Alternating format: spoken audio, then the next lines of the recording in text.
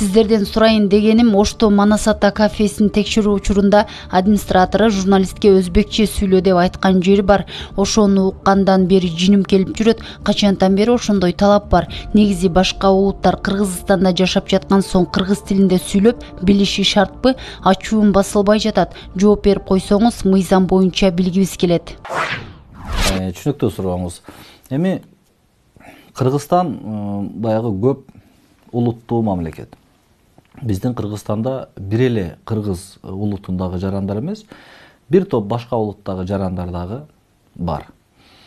Алар туруктуу ушул жерде көп жылдан бери жашап келишет. Алардын жарандыгы Кыргызстан Республикасынын жарандыгы болуп эсептелинет. Демек, ал сиз менен биздей эле Кыргыз Республикасынын жараны катары бардык укуктарга, бардык милдеттерге ээ. Ал эми сиз айтып жаткан маселе боюнча алар кыргыз тилин билиш керекпи? Эгерде негизи эле албетте Кыргыз Республикасында жашаган ар бир жаран билиш керек. Баягы буну эмне себептен айтып атам? Керек болсо баягы жарандык алып жатканда дагы башка мамлекеттин жараны Кыргызстанда төрөлбөгөн жарандар Кыргызстанга келип жарандык алып жаткан учурда дагы тиешелүү түрдө кыргыз тилин билиш керек. Эми сиз айтып жаткан маселе бул оор маселе эмес, анткени бул өзбек калкы биздин көп жылдан бери жашап келген калк, бул биздин кошуна мамлекет Өзбекстан, биз алардын тили менен мындай котормочунун катышуусуз дагы сүйлөшө алабыз. Түшүнбөй калышы мүмкүн эмес. Андан сырткары бул жерде мындай, туугандар, баягы бул өзбек улутунан экен, бул башка улуттан экен деп бөлүнбөш керек. Бөлүп жарбаш керек. Улутуна, улуту мен түшүнүп атасыздар, улуту деген бул ошол өзбек, кыргыз, казак, ушул улутуна карата бөлүнбөш керек жарандар.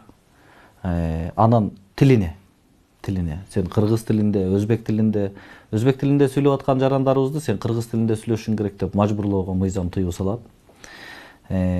Расасына, анын жынысына, майыптуулугуна, анын баягы этностук тандоолугуна, дин тутуу эркиндигине, ал каалаган өзүнүн динин тутса болот. Анын курагына, жаштык курагына, анын саясий көз карашына, анын ишенимдерине карата мындай бөлүнбөш керек. Мыйзамдын алдында бардыгы бирдей. Бардыгы бирдей укуктарга, бирдей милдеттерге ээ.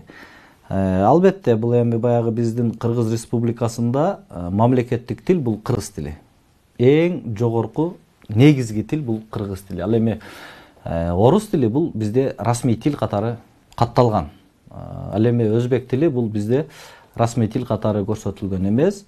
Бирок алардын баягы өзбек калкынын көпчүлүгү баягы бар болгондуктан аларга карата атайын өзүнүн алайлы өзбек тилинде чыгарылган гезиттер, өзбек тилинде мындай берүүлөр сөзсүз түрдө болуп турат. Алардын өзүнүн ошол өзбек тилинде окуткан мектептер дегеле бул эмне үчүн бар?